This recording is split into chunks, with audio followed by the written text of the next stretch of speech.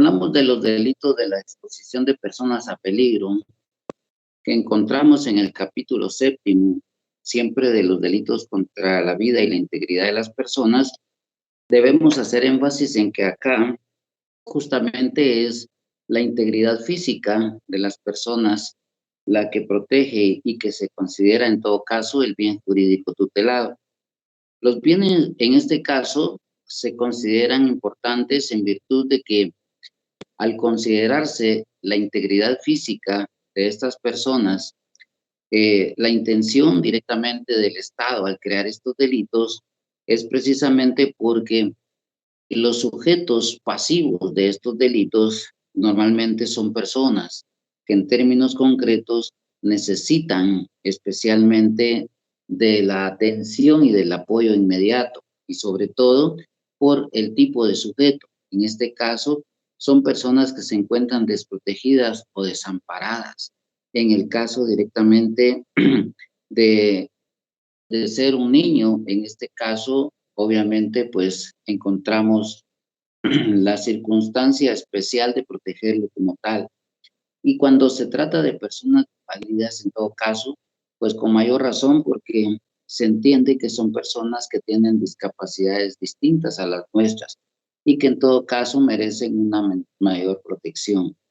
Si lo observamos en el caso del abandono de niños y personas desvalidas, prácticamente el sujeto pasivo del delito es un niño menor de 10 años. Si se pueden dar cuenta, en este caso, los niños de por sí ya son personas que se encuentran en estado de indefensión, y ya no digamos en este caso niños menores de 10 años. El otro sujeto pasivo es una persona incapaz de valerse por sí mismo. En este caso, estamos hablando de personas incluso hasta de la tercera edad, personas que no pueden valerse por sí mismas. No digamos personas que en un momento determinado puedan considerarse especiales, que puedan tener alguna discapacidad física. En el caso, por ejemplo, de personas que puedan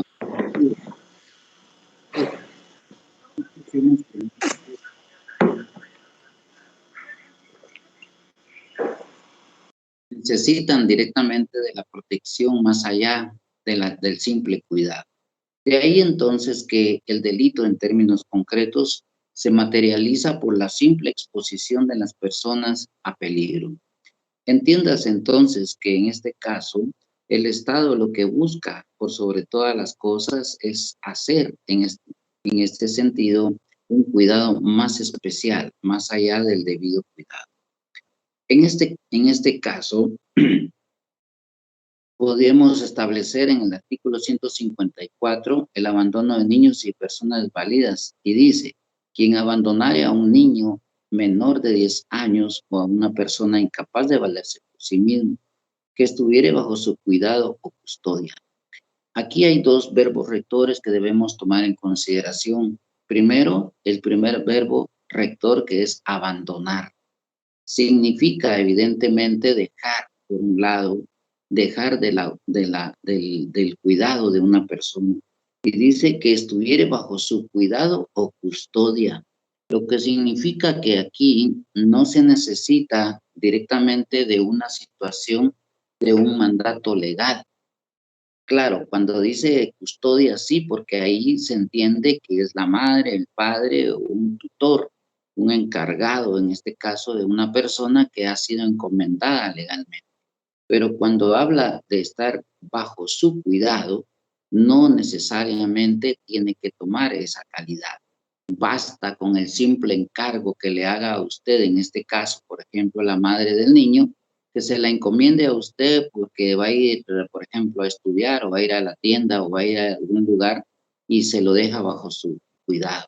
En ese sentido, usted adquiere la calidad entonces que la ley exige para los efectos, especialmente de que si lo deja abandonado, expuesto al peligro, evidentemente ya ha cometido el delito.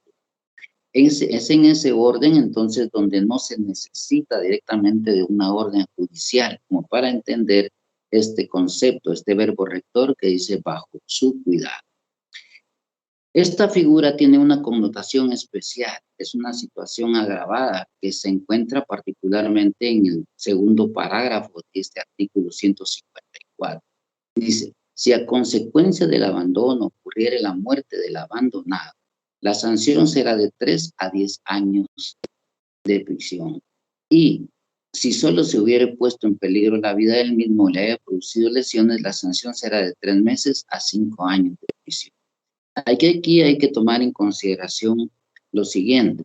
Cuando habla de tipificar lesiones, no nos tenemos que referir en particular a la gravedad de las lesiones que en un momento determinado, tal y como lo vimos en la sesión anterior, sino que en este caso ya se está materializando la sanción, es decir, que va a ser de 3 meses a 5 años de prisión, no importa el tipo de lesión que tenga, porque en todo caso, acuérdense que el ánimo aquí del sujeto activo, la intencionalidad o la voluntad criminal, no implica la intención de causar un daño, la intención de causar una lesión, sino que en este caso se da la negligencia en términos concretos, particularmente si vemos que en este caso lo que el sujeto activo del delito es, en términos concretos, abandonarlo, exponerlo, en este caso, al peligro.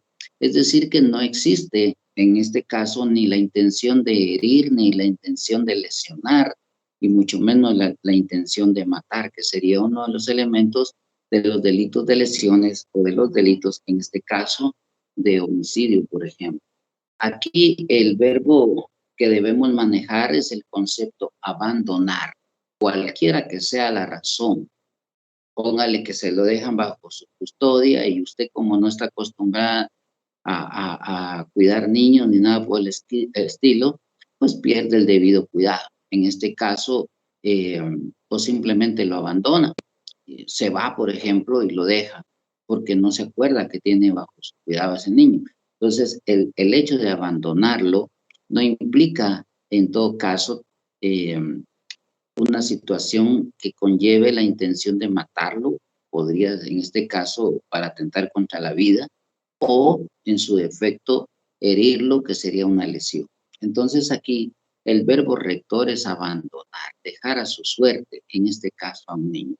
Si a usted se lo dan y lo tiene en su casa, por ejemplo, si usted lo tiene en su casa, pero no se percata de cerrar las puertas bien con llave o una cosa así, y el niño, por ejemplo, se queda a su suerte, evidentemente que aquí no puede existir más que un simple abandono, ¿ya?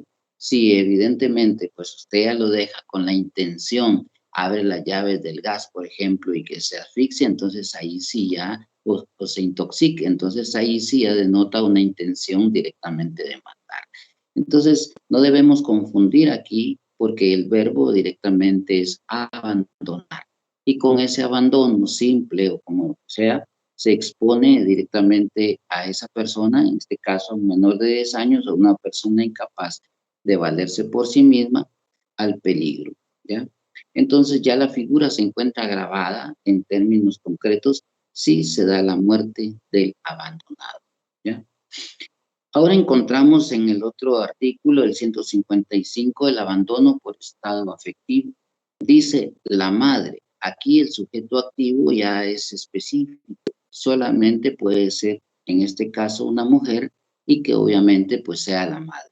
En el primer caso del artículo 154 puede ser cualquier persona, pero aquí en el 155 tiene que ser la madre, que impulsada por motivos que ligados íntimamente a su estado, ya sabemos ese estado es el estado de embarazo, ¿ya? Al que hace alusión la figura del infanticidio. Pero tienen que ser motivos ligados, en este caso, que impulsen, pero que le produzcan indudable alteración psíquica a la madre y que como consecuencia de ello abandonare al hijo que no haya cumplido 3 días de nacido. O sea, estamos hablando en la figura del abandono por estado afectivo, que la madre durante todo el embarazo sufre evidentemente problemas tal y como lo explicamos con la figura del infanticidio. Sufre durante todo su estado de embarazo problemas de orden psíquico, de orden mental, pero sin llegar al trastorno mental permanente o transitorio, sino que son alteraciones que en todo caso se producen en la mente de la madre. Por ejemplo, como lo que en términos concretos estábamos hablando en la figura del infanticidio, donde la madre prácticamente se encuentra, como quien dice, a la deriva, abandonada, señalada, y dentro de su mente empieza a crecer que el mundo se le cae encima, mientras que su estómago, en este caso su vientre, va creciendo en forma aritmética. El problema fundamental en su mente va creciendo en forma kilométrica y que al final de cuentas, fíjense bien, da a luz directamente a su hijo, ¿ya? Aquí ya lo dio a luz y dentro de los 3 días lo abandona, ¿ya? Pero repito, aquí el elemento material de la figura del abandono es justamente que la madre lo abandona, ¿ya? En este caso, sin motivarle ninguna otra intención, ¿ya? El simple abandono puede hacer de que la madre, por ejemplo, se levante de la cama del hospital o de la clínica donde está y simplemente se cambie, se vista y se vaya y lo deje en el hospital. Ahí hay un simple abandono. ¿Y por qué se dio? En este caso, por todos los motivos íntimamente ligados a su estado. Es decir, el príncipe azul nunca dio muestras directamente de poder ser un padre responsable. Los padres la sacaron de la casa, del trabajo la sacaron, la cesaron, en la universidad ya no da rendimiento. Ella siente que el mundo se le cae encima precisamente por ese niño, por ese menor. En todo caso, eso le produce esa alteración psíquica que la decide y que incide directamente para dejarlo abandonado. Pero tiene que ser con el otro elemento material que es el estado afectivo. Y por supuesto, el otro elemento material importante que es que el niño, en este caso el hijo, no haya cumplido 3 días de nacido o hasta 3 días de nacido. En todo caso, pues estamos hablando del verbo abandonar, ¿ya? No se nos olvide que aquí la idea es que con el abandono se produce, obviamente, la exposición de personas a peligro. Imaginémonos en el caso de este delito. La madre que durante todo el tiempo de su embarazo manifestó siempre rechazo por parte del padre, del menor, su hijo, rechazo de sus padres, rechazo de su familia, rechazo de incluso la misma sociedad, señalamientos, etcétera, que al final de cuentas inciden especialmente en alterarle emocionalmente para que ella venga y abandone a su hijo. Póngale que lo toma, lo mete en una pasadita y lo deja metido entre una canastilla y lo deja enfrente de una casa en la que considera ella que las personas que están ahí adentro del domicilio son personas de buen corazón, de buena posición económica, que le pueden dar una mejor vida. Y efectivamente lo deja ahí a sabiendas de que va a salir en cualquier momento cualquiera de los residentes y lo va a encontrar. Tanto así que se apersona ella detrás de un poste, se queda esperando que salgan, toca la puerta, toca el timbre y y se esconde. Y cuando efectivamente salen y encuentran al menor, lo cobijan, lo entran y lo protegen. Entonces ahí ella simplemente decide irse y abandonar a su hijo. Ahí entonces, evidentemente, pues hay un abandono por estado afectivo. Pero dice, si a consecuencia del abandono resultare la muerte del hijo. Aquí, como lo mencioné en el caso que les planteo, la madre deja a su hijo dentro de una cesta, lo deja enfrente de la puerta, toca el timbre, se esconde detrás de un poste cerca, observa que el niño lo entra. Ahí hay un abandono por estado afectivo. Pero si ella da por sentado de que al dejar al niño ahí, en algún momento del día saldrán y lo encontrarán, y simplemente lo deja en la puerta y se va, pero resulta de que de esa casa no sale nadie porque es un fin de semana y han decidido salir, y en consecuencia estarán todo el fin de semana afuera, y ese niño muere evidentemente por falta de alimentación o por, en este caso, exceso de frío. Entonces al final el niño muere. Si se dan cuenta ahí, el abandono, es decir, es prácticamente el móvil, la intención de la madre. Si el niño muere, la figura se agrava por ese abandono. Entonces, ya la misma ley le tiene impuesta una sanción que será de 1 a 4 años de prisión. Entonces, ahí observamos nosotros de que la intención de la madre fue siempre abandonar a su hijo. Si lo vemos entonces, la exposición al peligro en términos concretos es lo que hace justamente causal, en este caso, de la muerte del menor. ¿Alguna pregunta hasta aquí en estos dos casos, en especial en el artículo 151 del abandono por estado afectivo, que es uno de los que mayormente tienden a confundirse con la figura del infanticidio? ¿Alguna pregunta en particular?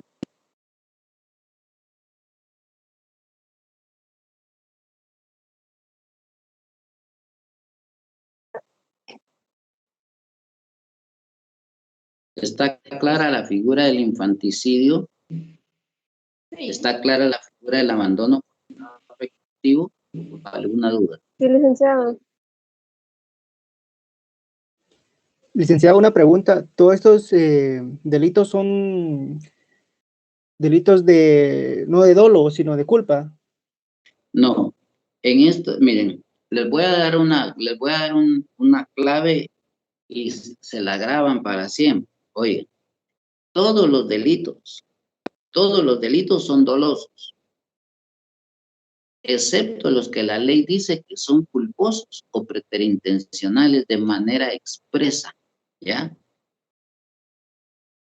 Es decir, que la madre va a abandonar a su hijo intencionalmente. Lo va a hacer motivada por eso dice, impulsada por motivos que ligados íntimamente a su estado de embarazo, le produzcan indudable alteración psíquica, ¿ya? Quiere decir que la madre intencionalmente lo va a dejar. El caso que les planteaba en la figura del infanticidio, cuando vimos la vez pasada, cuando se dio por motivos de que la madre se encontraba gozando de un shock postraumático, cuando la madre saca a su hijo y lo deja a medio patio, desnudito totalmente. Si ustedes se dan cuenta ahí, se da una alteración psíquica producida en este caso en la madre, y que evidentemente ella lo saca con la intención de abandonarlo, ¿ya? Si a consecuencia de ese abandono se produce la muerte del menor, entonces el delito por sí mismo está dando la respuesta, en este caso, a una sanción que es de 1 a 4 años de prisión. Entonces aquí, en el caso directamente, se da precisamente por forma intencional, ¿ya? Es decir, siempre va a haber voluntad criminal. Pero claro, en el derecho penal, acuérdense ustedes de que es un derecho penal que es valorativo, lo que implica entonces que también va a valorar la conducta, en este caso, del sujeto. Y en este caso, el derecho penal está prácticamente valorando el estado o la conducta de la madre, y se va a dar cuenta el estado de que fue motivada obviamente por estos motivos que fueron producidos durante todo su embarazo, y evidentemente pues se atenúa particularmente la responsabilidad penal. Pero aquí el hecho en concreto es que el verbo rector es abandonar, nunca es matar, nunca es herir, simplemente abandonar de manera intencional. ¿Me explico con esto? Sí, licenciado, gracias. Muy bien. Ahora miremos en el artículo 156, la omisión de auxilio. Quien encontrando perdido o desamparado a un menor de 10 años, miren aquí el sujeto activo puede ser cualquier persona y el sujeto pasivo siempre lo será un menor de 10 años. Lo será también una persona. Lo será también una persona herida, una persona inválida o amenazada de inminente peligro. Aquí el verbo interesante, el verbo rector es omitir. Es decir, el sujeto activo deja de hacer algo, ¿ya? A lo que está obligado. ¿A qué está obligado? A prestarle el auxilio necesario, ¿ya? Según las circunstancias, cuando pudiere hacerlo sin riesgo personal, ¿ya? Usted va caminando por la calle y de pronto encuentra a un niño deambulando, pues usted se le acerca y le pregunta y el niño le dice que está perdido. Si usted simplemente le dice, mijito, ya te fregaste y se va, entonces usted comete el delito de omisión de auxilio. ¿Por qué? Porque tenía la obligación de asistirlo, en este caso, según la ley, a prestar el auxilio necesario, llamar a la policía, llevarlo directamente a un cuerpo de bomberos, en todo caso, para poder, en todo caso, dejarlo ya a salvo. Si usted simplemente le responde eso y se va, usted comete el típico delito de omisión de auxilio. Este caso es muy común, especialmente como cuando nosotros vamos caminando por la calle y vemos un accidente. Normalmente, como somos dados a curiosear, nosotros pasamos hasta despacito, más si nos llevamos manejando, pasamos despacito para ir mirando. Si vemos que la persona se encuentra herida y por supuesto no han llegado los bomberos y entonces la obligación nuestra es prestarle el auxilio. No necesariamente tiene que bajarse usted de su vehículo de auxiliar. Lo ideal sería eso si en todo caso se encuentra solo. Pero en última instancia, agarrar su teléfono, llamar a los bomberos y reportar que en tal lugar se encuentra una persona herida. Si usted solamente pasa chuteando, mirando y se va, comete el delito de omisión de auxilio. ¿Por qué razón? Porque dejó de prestarle el auxilio necesario. Aquí, oigan bien, pudiendo hacerlo sin riesgo personal. Distinto sería que usted mire, por ejemplo, que adentro de un vehículo se encuentra un niño, por ejemplo, y el vehículo se encuentra quemando. Y en todo caso, usted, aunque quiera quebrar los vidrios y meterse y sacarlo, pues obviamente hay riesgo de su vida en este caso y finalmente el niño se muere calcinado dentro del vehículo. En todo caso, usted ya no pudo hacer nada porque simplemente el vehículo ya era prácticamente imposible de poder ingresarlo, de poder penetrarlo para poder en todo caso hacer cualquier acto de auxilio, ¿ya? En todo caso, estamos hablando de que debe hacerse siempre sin riesgo personal. Entonces aquí estamos hablando de una sanción con multa de 25 a 200 quetzales. Aquí entonces el delito, en todo caso, es precisamente por el haber omitido, por haber dejado de hacer, ¿ya? Entonces, esta omisión, acuérdense que también de alguna manera es una omisión intencional, porque se deja de hacer, ¿ya?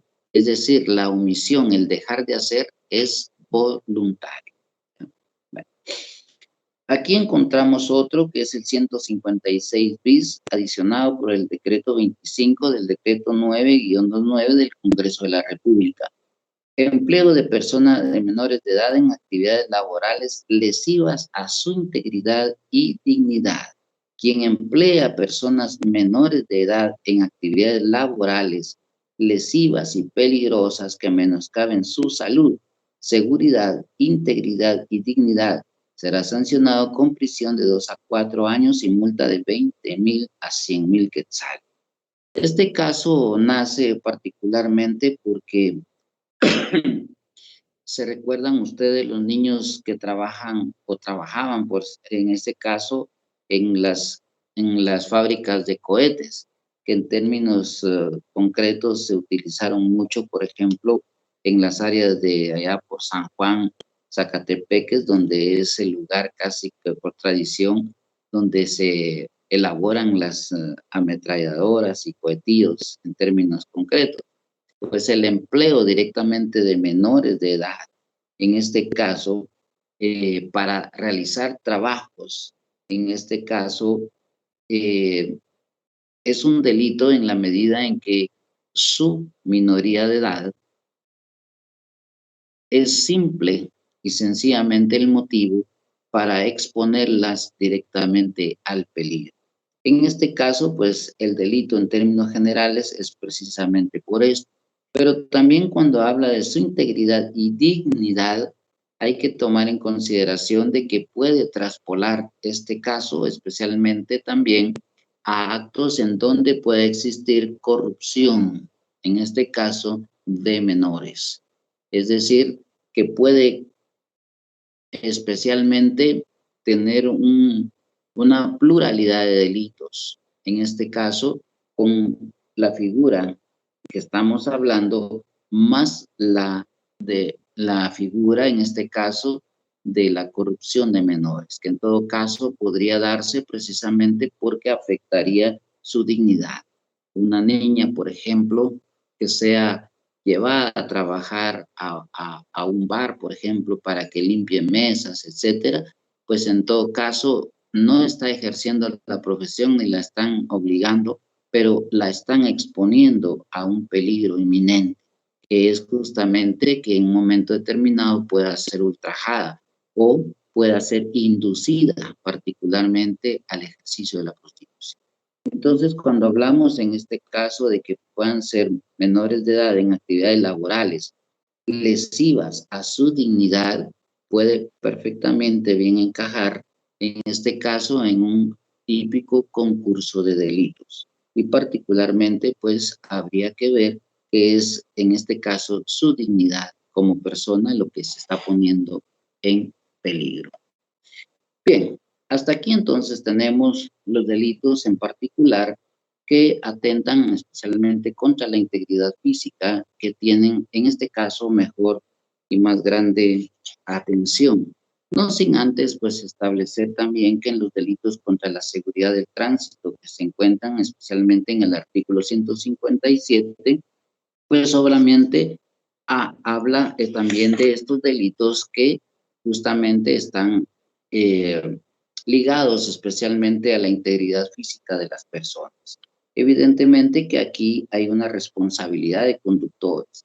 El sujeto que en todo caso, por ejemplo, manejando en estado de ebriedad, evidentemente pues ya está exponiendo al peligro, en este caso, a los que lleva bajo su responsabilidad. Y por supuesto que esto también es dado especialmente a las personas particulares, es decir, puede ser cualquier persona, pero también se da y se manifiesta mayormente a los conductores, en este caso de transporte colectivo o de carga pesada, que en todo caso pues se contempla en el artículo 157 y 158 de nuestro Código Penal. Aquí también en el 158 bis aparece la explotación ilegal de transporte urbano o extraurbano de personas. En este caso dice, quien sin haber llenado los requisitos establecidos en la legislación sobre la materia, es decir, en derecho laboral, y sin contar con la autorización correspondiente, en este caso de la Dirección de Transportes o de la municipalidad en su caso, explotar en cualquier forma el servicio público de transporte colectivo de pasajeros o de carga. Entonces, el hecho particularmente aquí es por transgredir las leyes, especialmente de tránsito, y en particular, en este caso, por la explotación ilegal de transporte urbano o extraurbano de personas. Obviamente, aquí estamos hablando de los taxis piratas, de los microbuses piratas, en todo caso. ¿Y por qué razón? porque en el peor de los casos estos vehículos nunca están a la vista para ser inspeccionados de manera constante y regular, y por supuesto la negligencia o la intencionalidad de no atender nunca a estos vehículos, pues obviamente hacen que se expongan a las personas en peligro.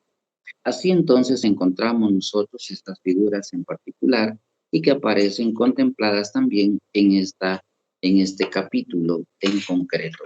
Y es precisamente en el capítulo 8 de donde encontramos estos delitos en particular.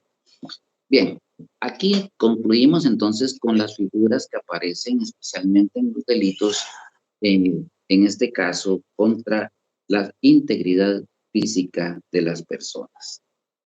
Antes de pasar al título segundo, que sería los delitos contra el honor, pues obviamente es menester de mi parte preguntarles a ustedes si tienen alguna duda en particular con relación a este tipo de delitos. Si no existe alguna duda o algún comentario, pues paso a los delitos contra el honor. Así es que pregunto una vez más, ¿alguna duda con estos delitos en particular? De los delitos contra la seguridad del tránsito.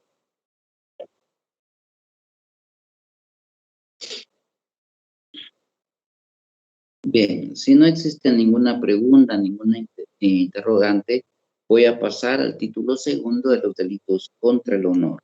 Eso encuentra básicamente el capítulo 1, que habla de la calumnia, la injuria y la difamación. Quiero advertir en un inicio de que lamentablemente,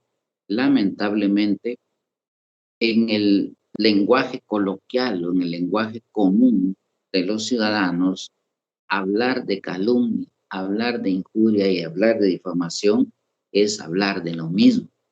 Es decir, en el lenguaje coloquial de todas las personas es lo mismo hablar de calumnia, lo mismo hablar de difamación, lo mismo hablar de... Hasta cierto punto, en las personas comunes es aceptable, pero en el caso particular de nosotros, los abogados penalistas, y en especial de ustedes, mis estudiantes de Derecho Penal, es imperdonable. En otras palabras, hablar de calumnia, hablar de injuria y hablar de difamación es hablar de delitos totalmente distintos. Es cierto, tienen íntima relación, pero tienen elementos propios y por supuesto deben ser, en este caso, a la luz de la práctica forense especializada su manejo. Pero voy a iniciar esta exposición particularmente con la pregunta del millón. ¿Cuál es el bien jurídico tutelado en estos delitos? Pregunta. La dignidad, tal vez. ¿Perdón? La dignidad. El honor, justamente. El honor. Ahí está en el capítulo, en el título segundo dice de los delitos contra el honor. Entonces, el bien jurídico tutelado es el honor de las personas. Lo que en términos concretos el Estado debe cuidar entonces es el honor de las personas. Hecha esta observación, pregunto, ¿cuál clase de honor es al que se refiere en este caso la legislación penal? En otras palabras, existen diferentes tipos de honor y a cuál hace alusión el derecho penal. Tal vez al honor público, Lee. Ajá. ¿Cuál otro?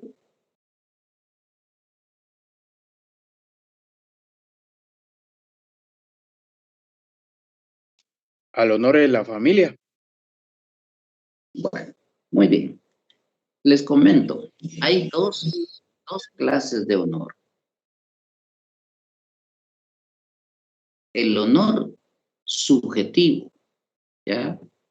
Ese honor subjetivo refiere a la estima, al valor que tenga usted de sí mismo. Es decir, cuando usted se levanta, por ejemplo, y se mira al espejo y se mira guapo, se mira linda, ¿ya? Y empieza a resaltar, por ejemplo, sus cualidades físicas, ¿ya? Y también se refiere a esas cualidades como persona. ¿Ya?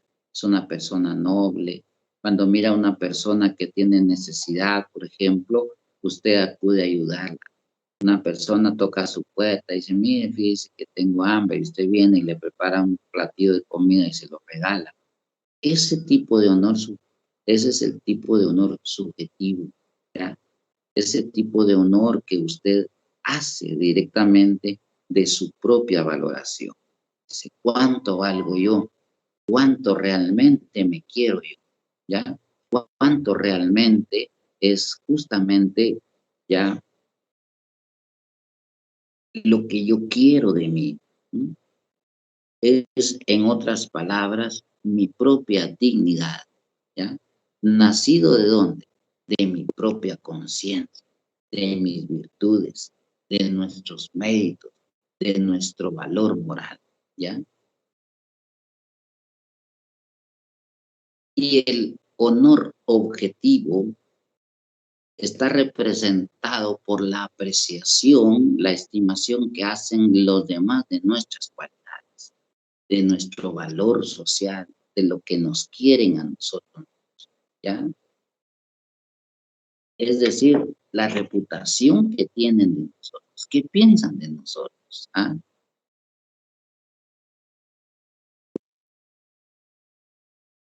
Entonces, la pregunta del millón es, ¿a cuál de esos honores refiere la legislación penal?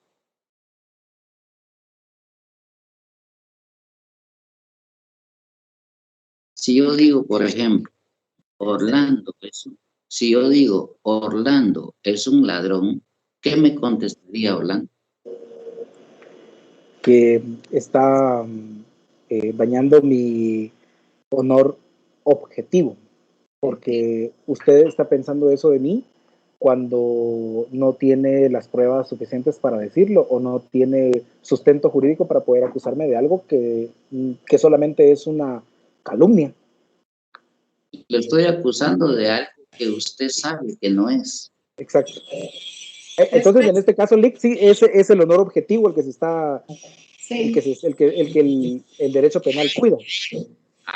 Sí, porque está haciendo una estimación sobre tu persona. Entonces, el hecho que yo me pare, por ejemplo, frente al espejo y me mire y diga, chica, qué guapo soy yo, aunque sea el hombre más feo del mundo, ¿ya? Pero esa es la apreciación que yo estoy haciendo de mí, ¿ya?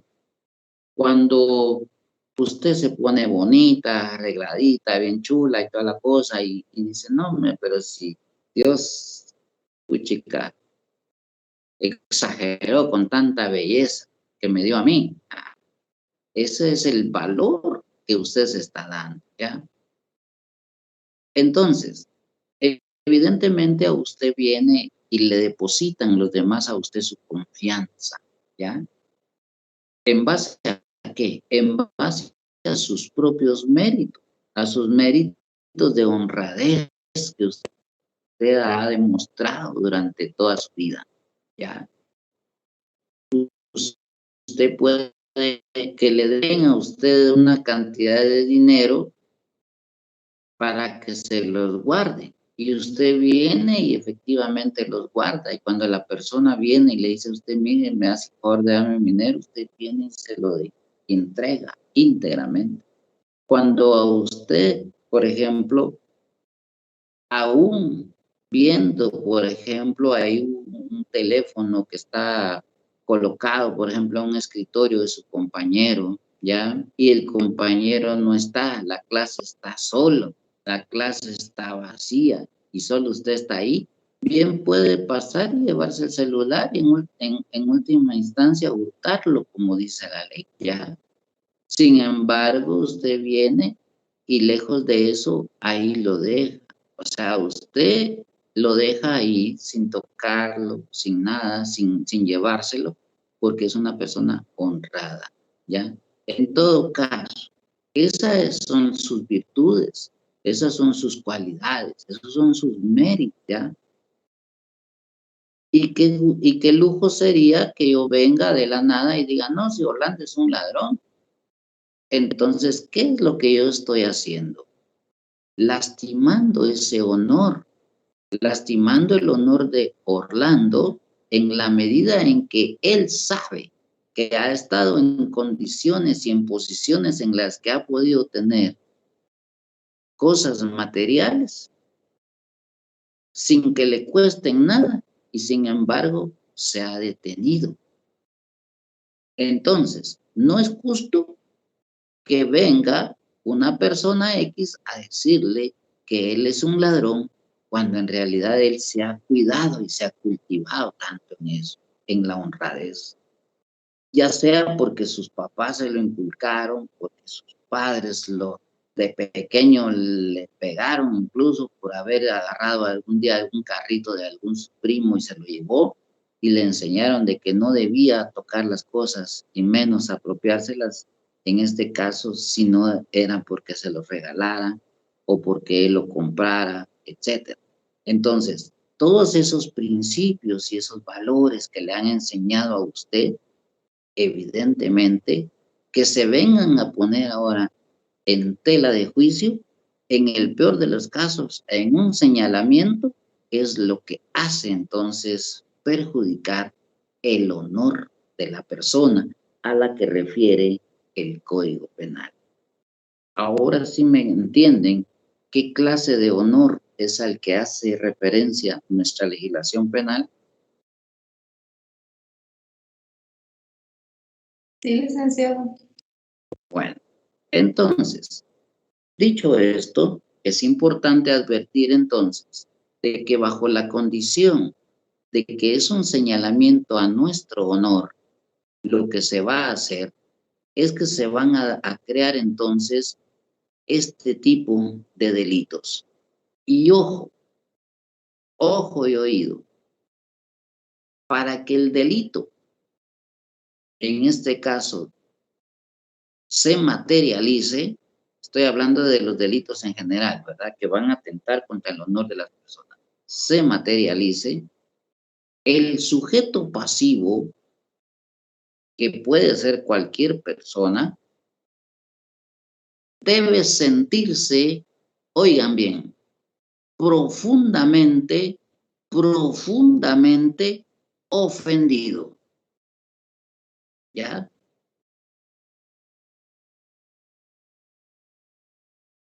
Debe sentirse profundamente ofendido. Si no se da esa ofensa en el sujeto pasivo, no hay delito.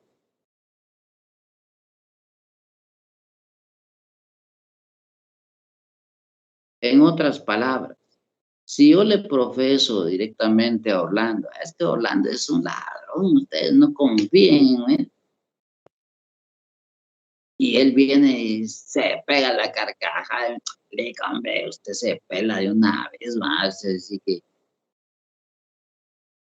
entiendo de que no se ofendió. O si él viene y solo se ríe y toda la cuestión y sigue, quiere decir que no se ofendió. En otras palabras, el honor objetivo nunca fue vulnerado. ¿Me explico con esto? O sea, estoy yendo despacio para ser bien claro, porque una vez que explique esto, ya no hay reversa. Me voy con los delitos en concreto y si los entienden, bueno, y si no, también. pero mi intención, bajo cualquier punto de vista didáctico, es que quede bien claro el camino que quiero recorrer en este tipo de delitos. Hablo entonces del honor objetivo que se siente profundamente dañado. Bajo esa perspectiva, entonces, el sujeto pasivo del delito tiene que sentirse ofendido. ¿Me explico con eso? ¿Me voy dando a explicar en eso? Sí, licenciado. Sí, licenciado. Entonces, una vez teniendo claro que el sujeto debe sentirse ofendido, escuchen lo que es la calumnia. Es la falsa imputación de un delito que da lugar a procedimiento de oficio. El responsable de calumnia será sancionado con prisión de 4 meses a 2 años y multa de 50 a 200 quetzales. Pero repito, la calumnia es la falsa imputación de un delito de los que dan lugar a procedimiento de oficio. Los elementos materiales de este delito son específicamente los siguientes. Que sea la imputación de un delito, que exista una imputación de un delito, que el segundo es que ese delito sea perseguible de oficio, ¿ya? Es decir, de los que dan lugar a procedimiento de oficio. Aun cuando no haya, en este caso, acusador, el proceso siga. Estamos hablando de los delitos de acción pública, ¿ya? En donde el Estado tiene el deber de encontrar la verdad histórica, procesar y responsabilizar al sujeto que participa en el delito, ¿ya? Esos son los delitos de acción pública. De ese tipo de delitos son los que tiene que ser imputado un sujeto en el delito de calumnia. Pero ojo con este otro elemento. La imputación tiene que ser falsa.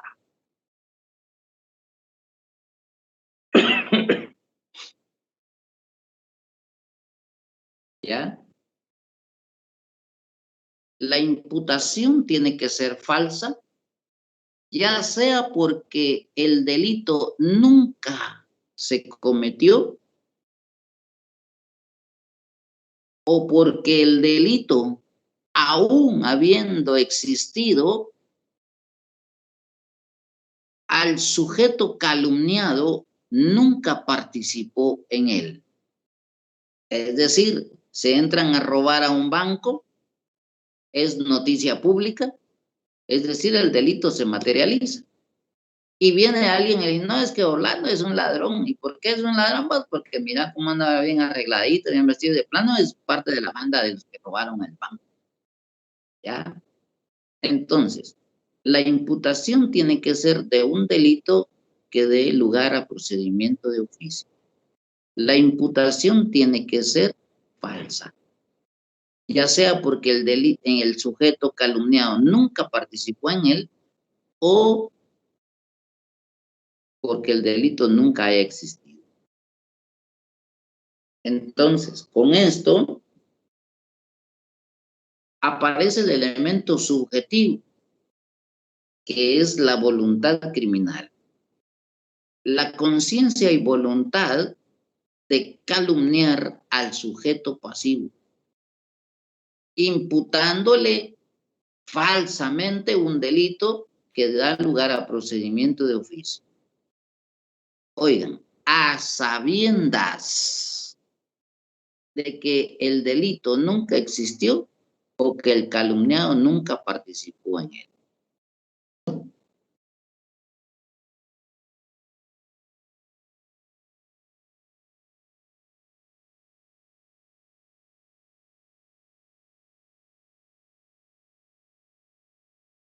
Si yo digo, vamos a organizar un comité en la clase, porque vamos a cuando termine el semestre vamos a hacer una reunión social y vamos a hacer un churrasco y vamos a tener un acto de convivencia. Así es que a partir de hoy, los que estén de acuerdo y levantan la mano todos los de la sección, vamos a hacer una junta directiva.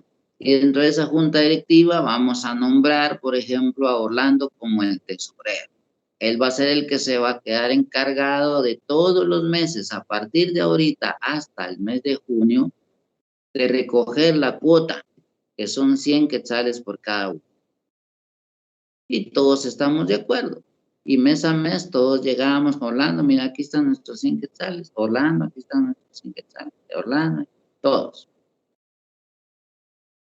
El día de la fiesta, el día que tenemos que organizar, el día que tenemos que celebrar la fiesta, Orlando brilla por su ausencia.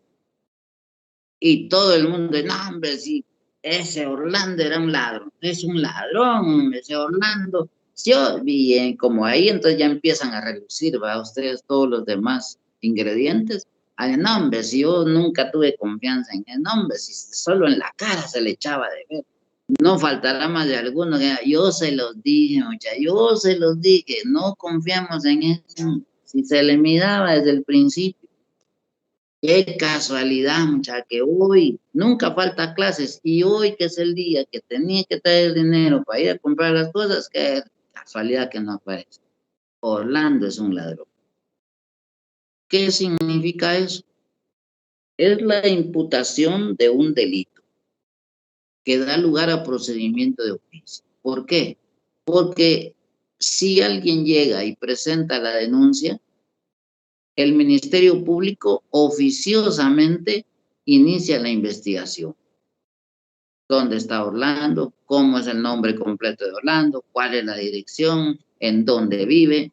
Le mandan citación, no se presenta, piden al juez contralor que en virtud de haber sido citado y no haberse presentado, giren la orden de aprehensión contra él. Libran la orden de aprehensión contra él y empieza la búsqueda, ¿ya?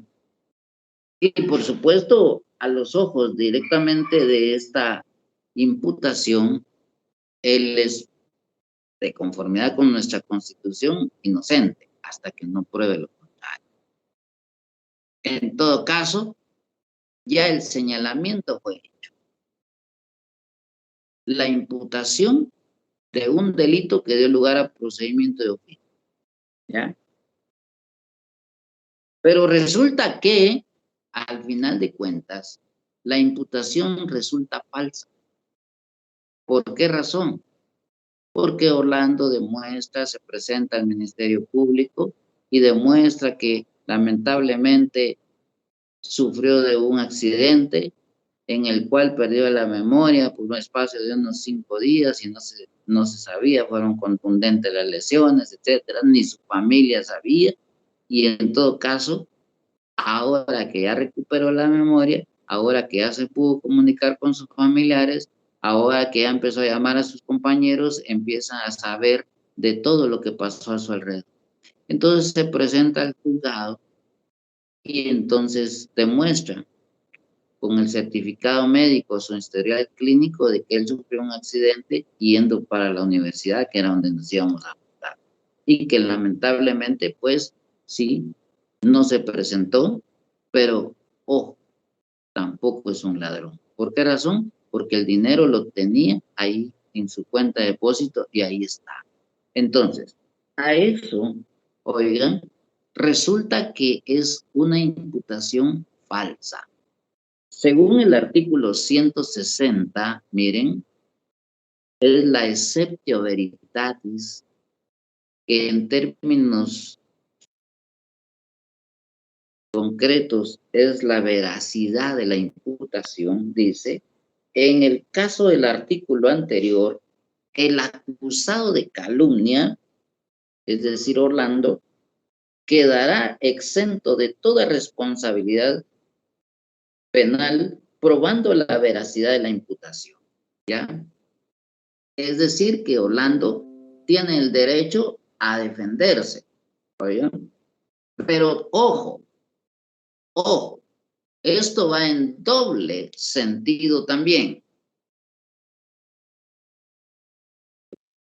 Aquellos que dijeron que Orlando era un ladrón,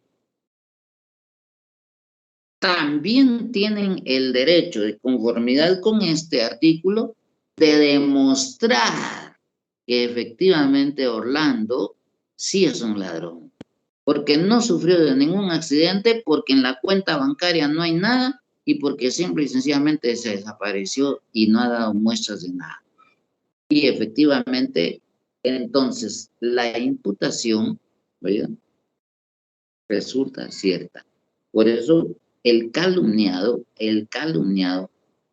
tiene el derecho de demostrar lo contrario. Entonces, al final de cuentas, Orlando, que se hizo el ofendido, ¿ya?, resulta que le demuestran que efectivamente en su cuenta bancaria no hay nada. Entonces, la falsa imputación resulta cierta. Y entonces, el acusado de calumnia quedará exento de responsabilidad penal demostrar lo contrario, ¿ya? Como también Orlando tiene el derecho, de conformidad con este artículo, a demostrar que él no es ningún ladrón y que la imputación que le hicieron a él resultó falsa. ¿Me explico?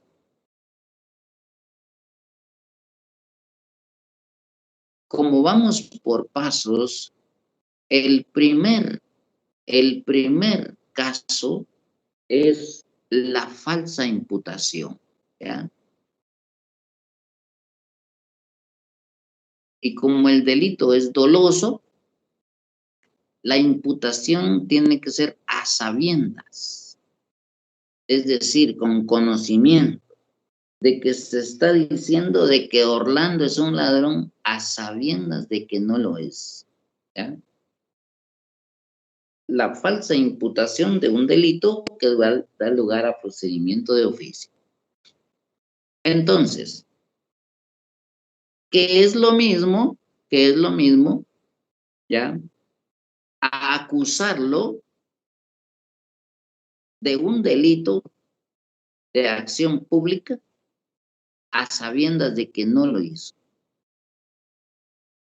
De un delito que nunca existió, nunca nació a la vida jurídica, o que naciendo a la vida jurídica hacen que él participó en este delito, a sabiendas de que no participó en él.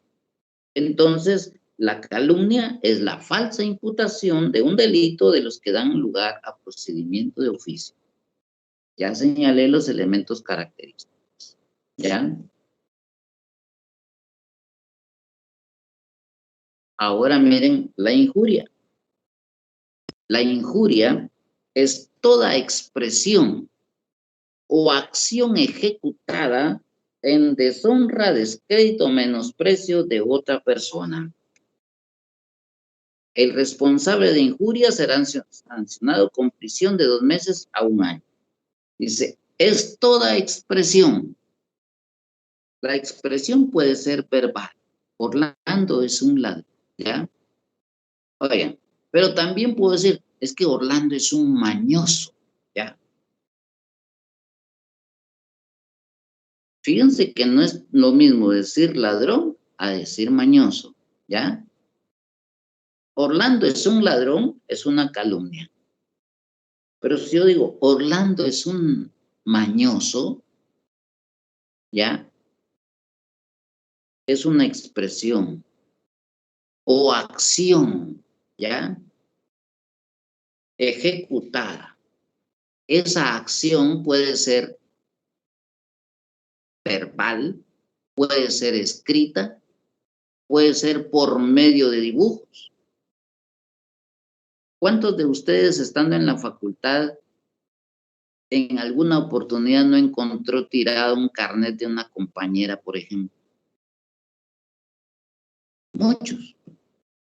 Lo correcto sería llegar a la coordinación y mire, encontré este carnet, este carnet, aquí lo entrego por si aparece, vienen a preguntar por él. Lo incorrecto sería usar ese carnet, ponerlo pegado en una hoja de papel y pegado a la pizarra y donde diga: la compañera María Bonita.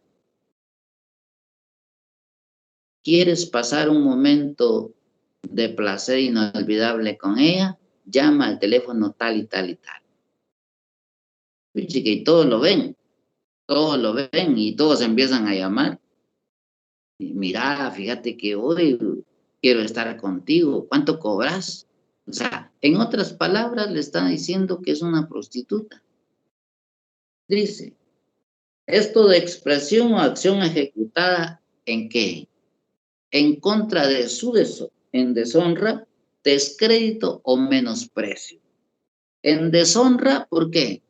Porque le están diciendo que es una prostituta. ¿Me explico? Entonces, en descrédito, cuando usted pasa a una gasolinera, por ejemplo, y usted mira en un papel ahí una fotocopia de un cheque, dice, a esta persona no se le da fiado porque es mala paga. Dio este cheque y no tenía fondos. Entonces va encaminado, esa expresión o acción va ejecutada en descrédito. Es decir, en el crédito personal que usted tenga. Cualquiera dirá, pues a mí que me importa que lo pongan ahí. O sea, el problema es que de repente usted pasa en esa gasolinera, mira ese cheque y resulta que usted es el gerente de un banco y aparece don Orlando a pedir un crédito y dice, ah, no, si este es el mismo que pusieron aquel cheque allá en la gasolinera. No, denegado el crédito. Ni siquiera le dan chance a que lo oigan, mucho menos. Es una expresión, es toda expresión o acción ejecutada en descrédito. Menosprecio, como puede ser verbal, puede ser escrito, puede ser de cualquier forma. Resulta de que cuando usted está con sus compañeros, de repente pasa, por ejemplo, un marrano. Ahí va Orlando, miren, ahí va Orlando, ¿eh? Pucha, y empiezan a reír. Es en menosprecio su persona, ¿ya? Entonces, la idea es que sea toda expresión verbal, escrita, de cualquier forma, ejecutada en deshonra, descrédito o menosprecio de otra persona. Si se dan cuenta, no es lo mismo la calumnia que la imputación. La calumnia es la falsa imputación de un delito que da lugar a procedimiento de oficio, es decir, a investigación oficial. Y después se averigua si Orlando es o no es un ladrón, si participó en él o no, si en verdad existió delito o no existió delito. Lo que importó, al final de cuentas, es la imputación que terminó siendo falsa. ¿Me explico? ¿Y cómo se daña el honor de la persona? En otras palabras, ¿cuál es el momento consumativo del delito de la calumnia? En el momento en que se da la imputación hacia la persona, a sabiendas de que esa imputación es falsa, ya sea porque Orlando nunca participó en ese delito o porque nunca existió el delito. Pero la idea es que señalarlo falsamente. En la injuria es toda expresión.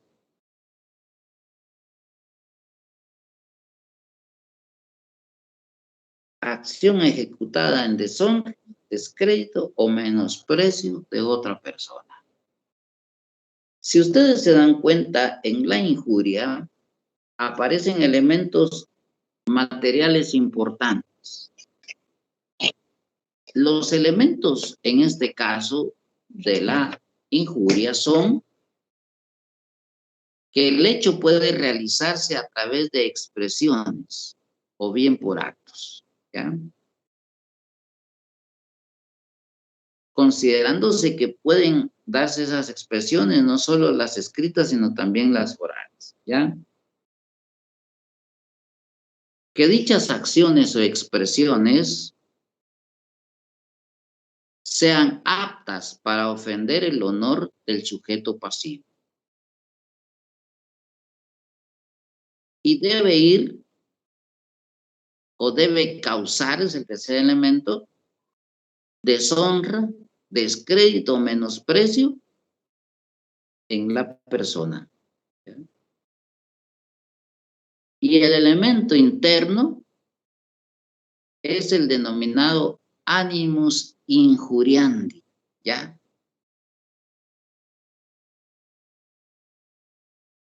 Que traducido, oigan, que traducido, este animus injuriandi es un término latín. La traducción que yo le doy, oigan, por favor, oigan. Traducido en chapín significa que en el sujeto activo del delito de injuria debe existir animus chingandi. ¿Ah? ¿Ya? Animus chingandi. Es decir, como su nombre lo dice, dicen que Orlando es esto. Dicen que fulanita es esto. Dicen que fulanito. Se los pongo fácil. ¿Qué pasa cuando usted va, por ejemplo, a la universidad?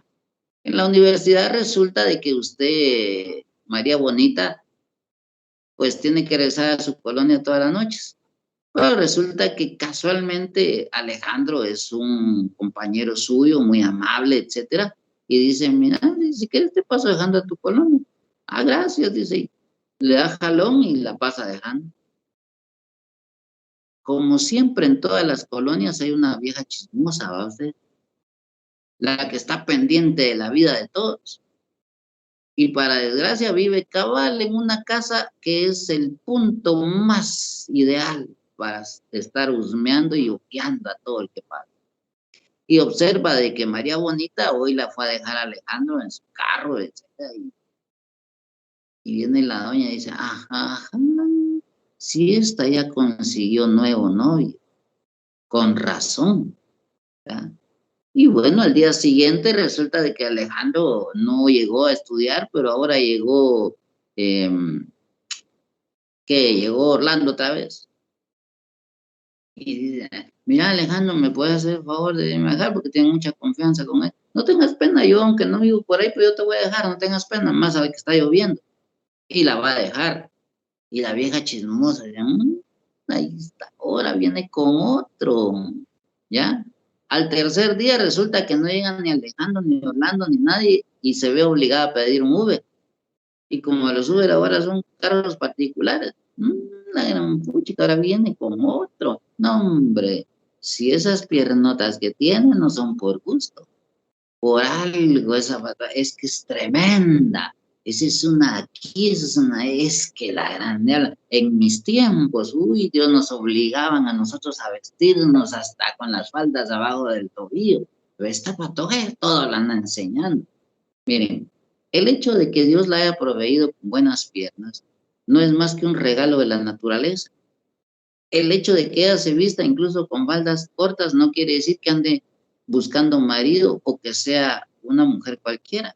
Lo que pasa es que las modas ahora están de todas formas y claro, cada quien enseña los atributos que considere importantes. Si hay alguno que ahí va al gimnasio y toda la cosa, aunque haya frío, no se pone suéter, que anda en playerita para enseñar, anda enseñando los pectorales y todo. Y no por eso es un deshonesto. Y si en este caso María Bonita, pues yo le doto de bonitas piernas, ay, y va con faldas cortas, eso no quiere decir que sea una mujer deshonesta. Ah, pero la señora chismosa, sí, ya le increpó que anda con Orlando, que anda con Alejandro, que anda con el otro, con el fulano y que el sultano. Para él, ya está mancillando su honra. Entonces, la señora chismosa, en otras palabras, ¿qué es lo que hace?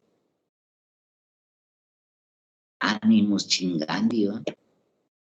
Solo imputar, en este caso, señalarle una expresión, mejor dicho, una acción ejecutada en deshonra. Porque la compañera llega una vez y otra vez y otra, ¿qué le importa? En otras palabras, ¿qué le importa? Y si la otra fuera realmente una mujer que viviera de la prostitución, ¿a ella qué le importa? ¿Me explico? La idea aquí es que el derecho penal, el Estado está creando figuras como la calumnia o la injuria para que nadie se meta en su vida, para que nadie lastime su honor, la apreciación que tienen de usted dentro del conglomerado social. ¿Me explico con esto? Ahora, si ustedes se dan cuenta, realmente la calumnia y la injuria son dos delitos totalmente distintos. ¿Me explico con esto, compañero? ¿Ah? Ahora sí estamos en condiciones de saber que la calumnia es una cosa y la injuria es otra. Y más aún todavía, vean el artículo 162. Exclusión de prueba de veracidad. Es decir, la excepción de verdad no aplica en el delito de injuria. El acusado de injuria no se le admitirá prueba sobre la verdad de la imputación. Es decir, a golpe dado no hay quite. A pedrada lanzada no hay quite. La señora dijo que la María Bonita, por llegar todos los días en diferentes carros y con diferente personaje, era una prostituta. O porque la fulanita se viste con falditas cortas y anda enseñando las piernas, ella dijo que era una prostituta, una mujer de la vida alegre, fácil, que no sé qué. Ya lo dijo. Ya cometió el delito. ¿Me explico? El delito se materializa por la expresión o por la acción ejecutada en deshonra, descrédito o menosprecio de una persona. Y por eso es que la misma ley les da un tratamiento distinto.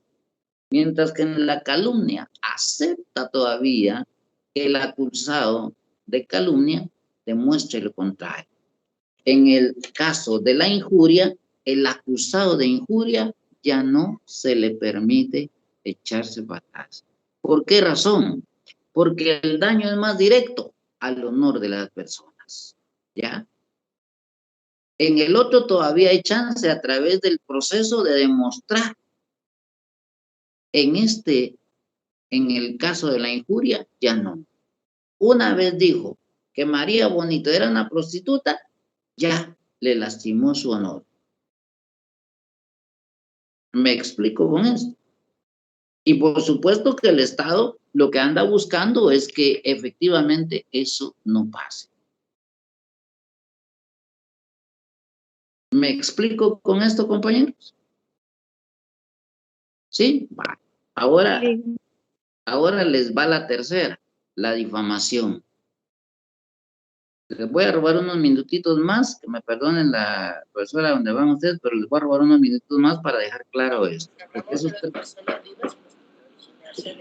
Perdón, Lick, lo que pasa es de que la Lick ya empezó su clase.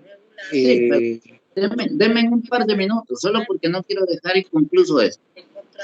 La difamación, oigan, es la forma agravada de la calumnia o de la injuria. Se convierte la calumnia en difamación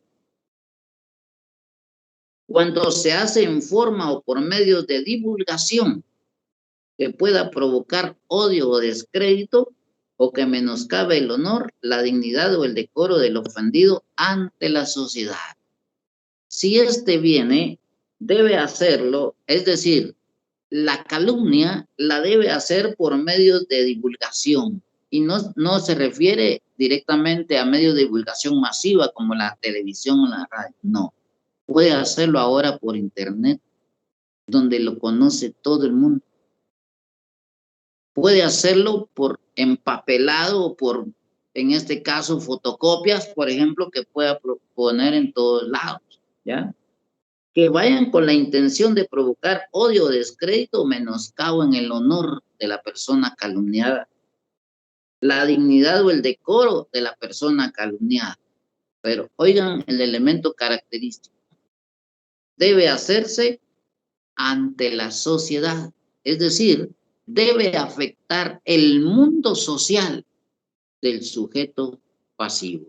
Si Orlando se mueve en la facultad de Derecho y empapelan toda la facultad diciendo que Orlando es un ladrón porque le dieron los fondos de la clase y no se presentó y se los robó, el delito de calumnia se agrava y se transforma en difamación. Porque el mundo, lo primero, se hizo por medio de divulgación, se hizo con el ánimo de provocar odio o descrédito, se hizo con la intención de que menoscabara el honor, la dignidad o el decoro de Orlando y se hizo ante su mundo social. Es decir, que vayan a empapelar la Facultad de Ingeniería, ¿qué importa? Porque al final de cuentas Orlando ni siquiera aparece en los registros, ni siquiera nadie lo conoce. Pero si lo hacen en la Facultad de Derecho, que es donde él se desenvuelve, ahí sí afecta su mundo social. ¿Me explico con eso? Y lo mismo pasa con la injuria. Si la acción, la expresión o la acción ejecutada en contra de la deshonra de María Bonita, ponen todos los papeles, las fotocopias donde diga María Bonita, ¿quieres pasar un momento de noche de placer? Llama a este teléfono y lo hacen en toda la facultad. Se hace por medio de divulgación con el propósito de provocar odio o descrédito que menoscabe el honor, la dignidad o el decoro de María Bonita ante su mundo social.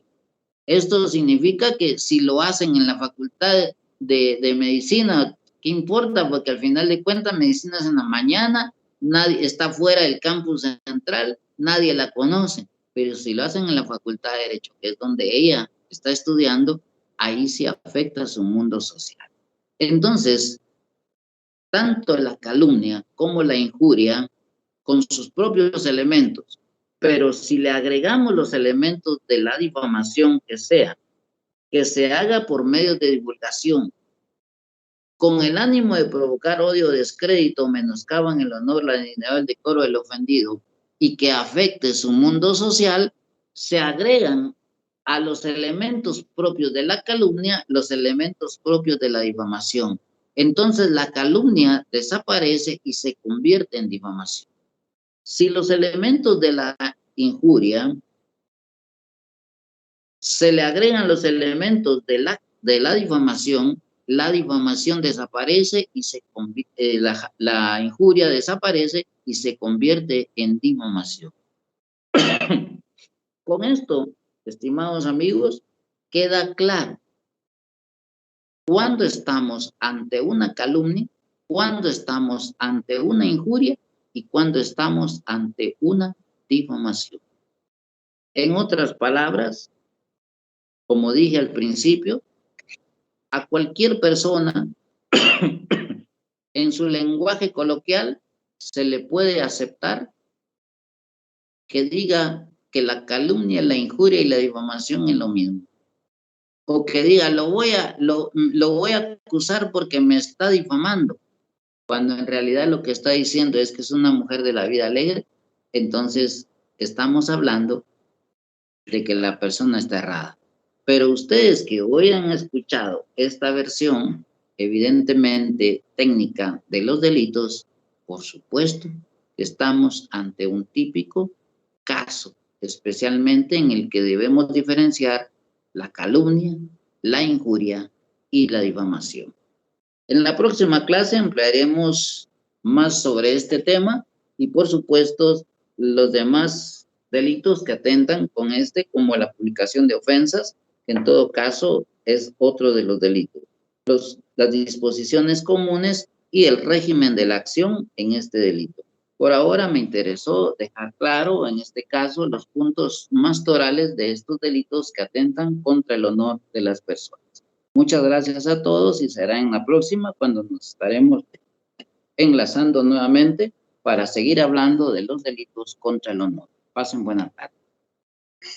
Buenas Buenas tardes. tardes. Feliz tarde, Lick.